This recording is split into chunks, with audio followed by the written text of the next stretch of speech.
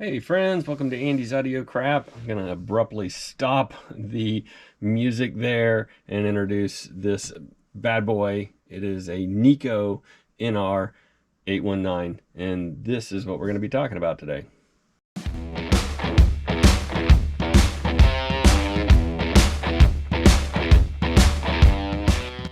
All right, Nikko is a company that was founded in Japan right around 1950 or so, and they produced audio equipment up and through, I believe, the early 80s was when they started to kind of veer off, and I think by 90s, early 90s, they were shut down.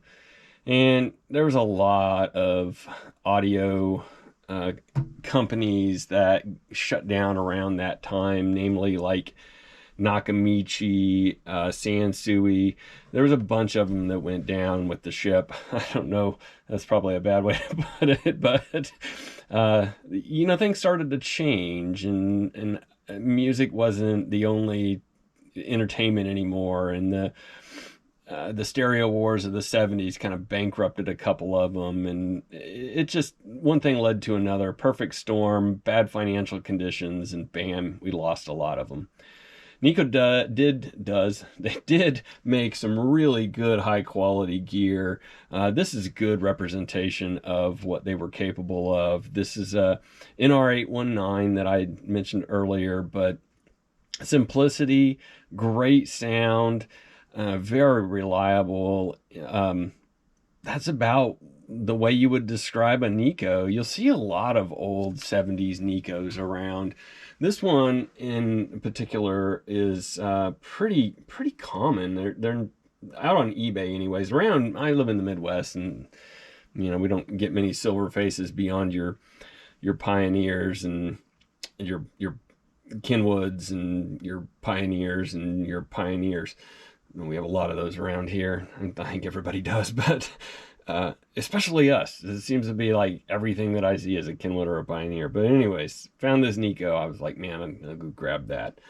45 watts a channel, and the harmonic distortion on this thing per the manufacturer was a 0.05, which is incredibly low. But I will say that it does handle these speakers really well. And these are Dayton Audio's 442s. If you just Google Dayton Audio 442, see that these are not really like elaborate speakers, and this stereo does do a good job of making them pronounce the music very well. I guess articulate's maybe another word to use for this. Very, very good sound comes out of this. It only has two channels out, and you have A and B. Since it has A and B, you can run two 8-ohm speakers off of it, or you can run one 4-ohm off of just one of the channels. And in this case, we're running a 4-ohm set of speakers here. The Daytons are 4-ohm. Bass and treble are very active. When you dial these in, you're not getting a subtle difference. You are getting quite a significant difference in the sound, and maybe I'll show that here in a second. The volume, big knob in the center, awesome sauce. You need a big knob in the center, and then your balance, and then your selector. The tuning knob is quite beastly. When I had the faceplate off and everything, because I was doing some maintenance on it, and I'm noticing here that I forgot to get something out of it over here. This is like solid aluminum. It's like, it's ridiculous. It's like it's got the weight in there, and then it's got this solid aluminum. The thing is beastly. It's like you spin it, and it's got some weight behind it. It does have the high and low subsonic and high frequency switches to turn those off. And where these help out is subsonic will help you with your really, really high end. This is like Dolby for records.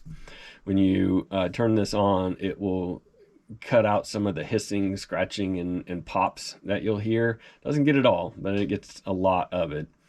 And then this, I'm sorry, not the subsonic, the high does that. The subsonic gets rid of the speaker flux. If you ever have a turntable that is, whenever you have it on, the speakers just start to wave back and forth, that subsonic will take care of that.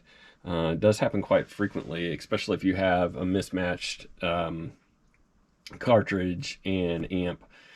The loudness is definite and very bold, I would say. It's not like a subtle loudness at all. When you have it on, you know it's on. The stereo mono is nice to have in case you want to listen to your music in mono. Okay, that's all I could come up with nice to have. I don't use mono. Who uses mono? Why would you have mono when you could have beautiful stereo? All right, somebody put it in the comments. Maybe if you have a mono record and you want to play mono, or maybe if it's just spoken word. I don't know. Interesting stuff. But then you have the tape monitor, which is basically cancellation for output so that you can do record.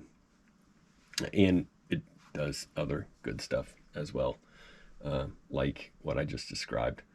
I don't know what it does. I don't care what it. I don't listen to tapes. Does anybody listen to tapes? Does anybody listening to this video listen to cassettes? I have a cassette player, but I have it in my stack just to have it. It's not even plugged in. I'm not a fan. Man, I just probably lynched myself, didn't I? I apologize. Hey, listen to this nice music.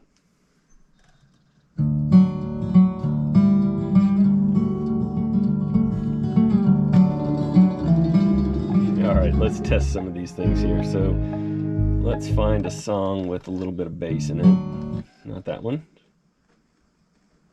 Okay, not that one. Not that one. Okay, this one does have a little bass once we get into it, and it's subtle, so let's go, go, go, go. Okay, there. All right, I'm gonna hit the loudness.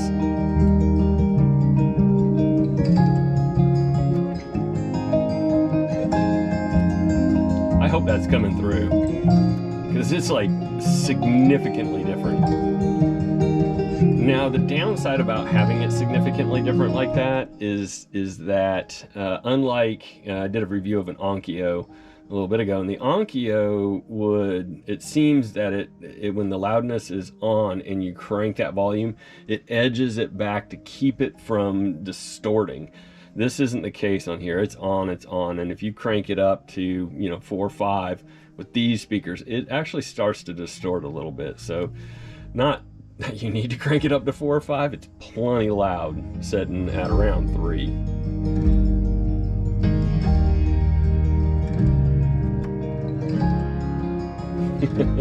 The room shakes when it's on. All right, let's talk about the treble and bass. Let's turn them all the way down.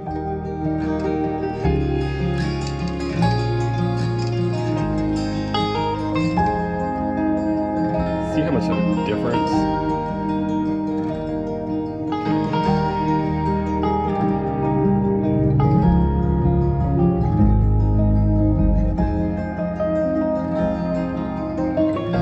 Does a really good job, makes the bass completely disappear.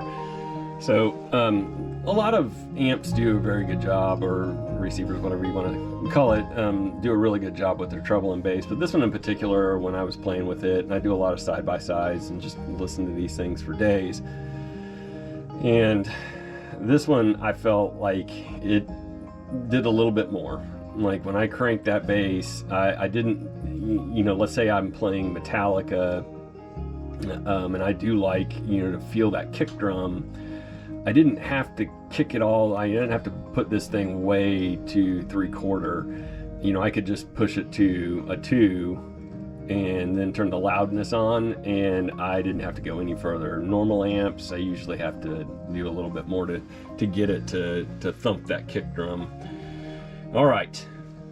Lots of positives about this. I'd say if you're considering a Nikko, definitely don't shy away from it. Good turntable, or not turntable. They did make good turntables. But yeah, it's a good amp. Like and subscribe. Thanks for watching. Hope you found this video useful. Have a great day.